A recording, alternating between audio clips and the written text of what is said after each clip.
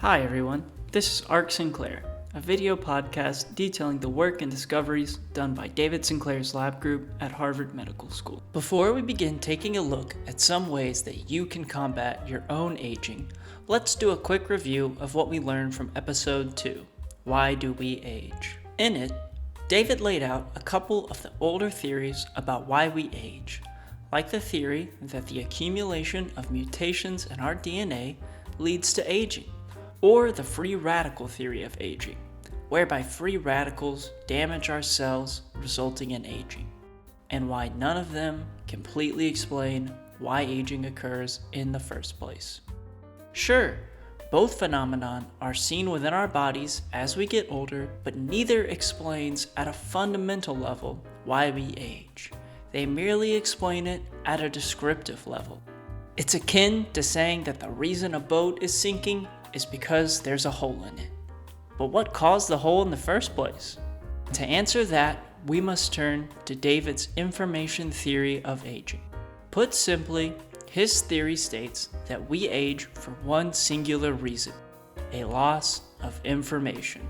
This loss is driven by what he calls the hallmarks of aging, like mutations in our DNA or free radical damage to our cells. At a fundamental level, though, aging is ultimately the result of a loss of cellular information.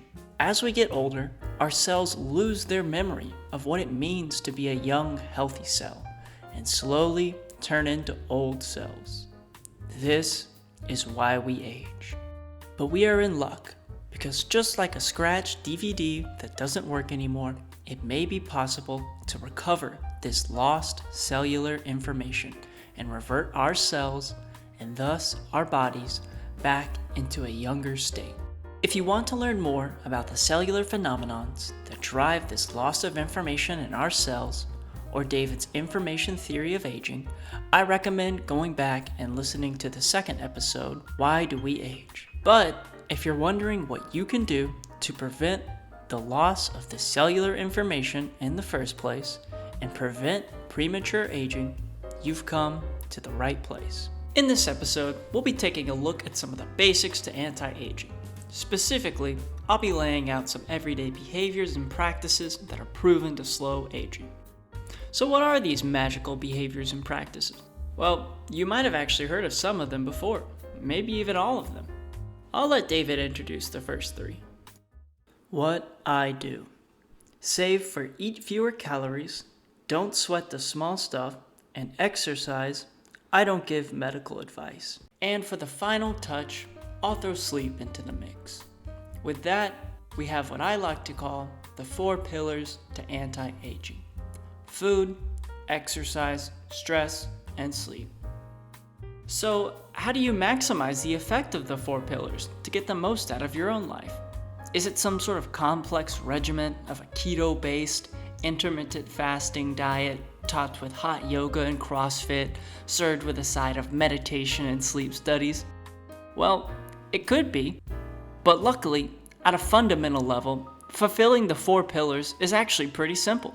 And while there is a ton of scientific work that has uncovered some of the mechanisms behind the 4 pillars, for now, we'll just listen to how David and his family implement them into their daily lives. A lot of people think a regimen intended to promote prolonged vitality must be hard to stick to, but if it were, my family couldn't do it. We are just an average bunch trying to get through the day. I do live life as mindfully as possible, focus on feeling good, and check my blood markers occasionally. Over time, I've identified the diet, exercise, and supplement routines that work best for me. I strive to keep my sugar, bread, and pasta intake as low as possible. I gave up desserts at the age of 40, though I do still taste. I try to skip 1 meal a day, or at least make it really small. My busy schedule almost always means that I miss lunch most of the days of the week. Every few months, a phlebotomist comes to my home to draw my blood, which I have analyzed for dozens of biomarkers. When my levels of various markers are not optimal, I moderate them with food or exercise. I try to take a lot of steps each day and walk upstairs. and I go to the gym most weekends with my son Ben. We lift weights, jog a bit, and hang out in the sauna before dunking in an ice-cold pool. I eat a lot of plants and try to avoid eating other mammals, even though they do taste good. If I work out, I will eat meat, and I'm confident that my family and I will continue to fine-tune these practices in response to the ever-evolving research as our lives go on and on and on. Because yes, I do hope to be here for a long time to come. There are plenty of X factors that could interfere with that goal. I could get hit by a bus tomorrow, after all. But it's getting easier and easier to imagine being around, happy, healthy, and connected to friends, family members, and colleagues past my 100th year. How long past my 100th year? Well, I think it would be nice to see the 22nd century. That would mean making it to my 132nd year. To me, that is a remote chance, but not beyond the laws of biology or way off our current trajectory. And if I do make it that far, perhaps I'll want to stick around even longer. There's so much I want to do, and so many people I'd like to help. I'd love to keep nudging humanity down what I believe is a path to greater health, happiness, and prosperity, and to live long enough to know what path we take. Wow. When I first heard David speak about living past his 100th year with such confidence, I was blown away. As you can tell from David's lifestyle, fulfilling the 4 pillars to anti-aging isn't really all that hard. Try to get around 30 minutes of activity a day, eat a balanced diet of whole foods that's low in carbs and sugars, don't sweat the small stuff, and try to get around 7 to 8 hours of sleep each night. It's really that simple. And while there are some additional activities you can avoid or engage in to maximize your lifespan even more, the 4 pillars are by far the most important and most substantial ways you can ensure that you live the longest and healthiest life. Neglecting any of the 4 will certainly lead to a diminished lifespan or a reduction in vitality. They are the building blocks for which all other anti-aging therapies should be layered on top of.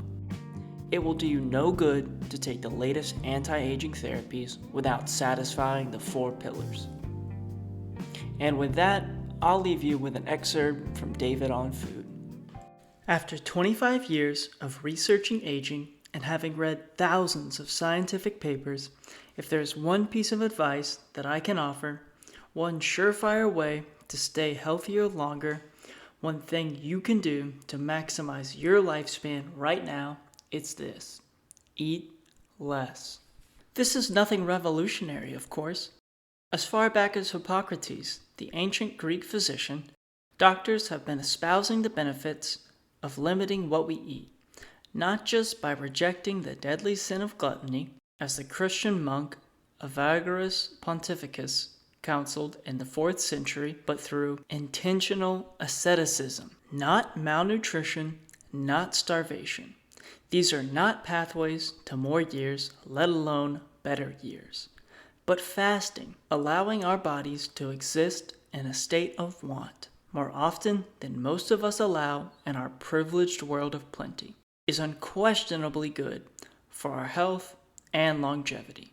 Hippocrates knew this, Pontificus knew this, so too did Luigi Cornado, a 15th century Victorian nobleman who could, and probably should, be considered the father of the self-help book.